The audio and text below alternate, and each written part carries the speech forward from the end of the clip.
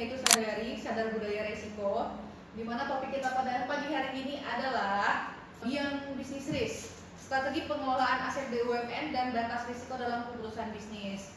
Apakah keputusan bisnis yang merugikan itu sama dengan korupsi atau tidak? Nah, di sini pertama yaitu mengenai kedudukan BUMN dan yang kedua mengenai status kekayaan BUMN.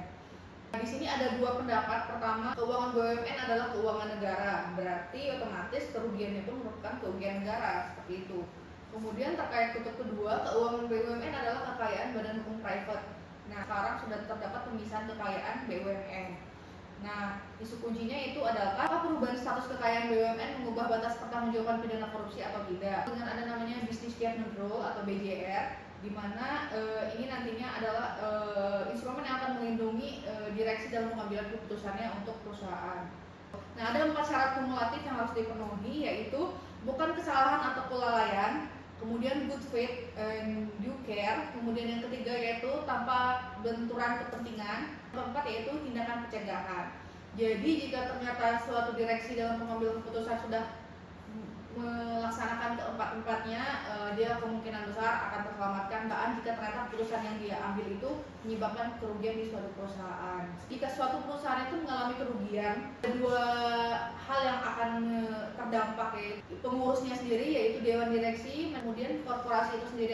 Nah, kapan perusahaan yang bertanggung jawab dan kapan individu bertanggung jawab itu tergantung bagaimana identifikasi persoalannya lebih lanjut, seperti itu. Contohnya pada perusahaan PT Asuransi di Jiwasraya, di mana BJR-nya itu ditolak, jadi mensreanya itu terbukti bersalah gitu.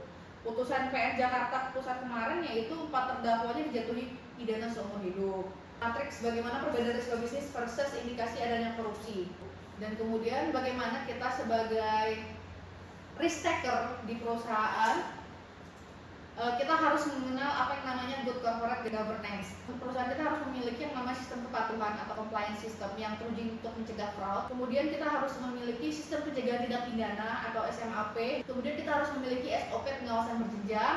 Kemudian kita harus melakukan audit berkala yang transparan dan accountable. Nah, untuk itu, sekian hasil research yang pada pagi hari ini. Harapannya kita sebagai risk taker, kita harus dapat mengidentifikasi, kemudian kita harus mitigasi dan mengevaluasi juga risiko-risiko yang ada pada bidang pekerjaan kita masing-masing. PTPN tumbuh juara bangga.